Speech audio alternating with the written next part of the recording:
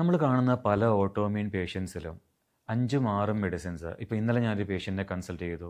അതായത് 3 immunosuppressants, steroids, pain killers, anti inflammatory medications ഇതെല്ലാം എടുത്തിട്ടും അവരുടെ ക്വാളിറ്റി ഓഫ് ലൈഫ് ഒരു ബിഗ് സീറോയാണ്. അതിനുള്ള കാരണം എന്താണെന്ന് ചോദിച്ചിട്ടുണ്ടെങ്കിൽ അവർ അവരുടെ സൊല്യൂഷൻ നോക്കുന്നത് പുറത്താണ്. അതായത് ഒരു മെഡിസിൻ അല്ലെങ്കിൽ ഒരു ഡോക്ടർ അവരാണ് അവരുടെ ഓട്ടോമ്യൂൺ ഹീലിംഗ് നടത്തിക്കൊടുക്കേണ്ടത് എന്നുള്ള രീതിയിലാണ് ഈ പേഷ്യൻസ് ചിന്തിക്കുന്നത്.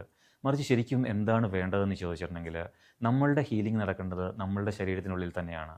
നമ്മുടെ ജീവിത രീതി, നമ്മുടെ ഡയറ്റ്, അതുപോലെ തന്നെ നമ്മുടെ വ്യായാമങ്ങൾ, നമ്മളുടെ തോട്ട് പ്രോസസ്സുകൾ, നമ്മളുടെ ആക്ടിവിറ്റികൾ, ഇതൊക്കെയാണ് നമ്മളുടെ ഹീലിങ്ങിന് ഏറ്റവും പ്രധാനപ്പെട്ട കാര്യങ്ങൾ.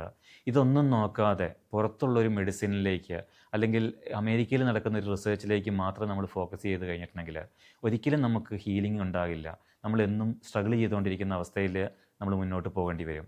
അതുകൊണ്ട് എപ്പോഴും നമ്മളുടെ ഓട്ടോമ്യൂൺ ഹീലിങ്ങിൽ അല്ലെങ്കിൽ ഏത് അസുഖത്തിൻ്റെ ഹീലിങ്ങിലാണെങ്കിലും നമ്മളെപ്പോഴും ശ്രദ്ധിക്കേണ്ടത് നമ്മളുടെ ആരോഗ്യം നമ്മൾ മെയിൻറ്റെയിൻ ചെയ്യുക. നമുക്ക് ആരോഗ്യം മെയിൻറ്റെയിൻ ചെയ്യാനായിട്ട് ആരും വേറെ വരില്ല. നമ്മളുടെ ആരോഗ്യം നമ്മൾ തന്നെ മെയിൻറ്റെയിൻ ചെയ്യണം.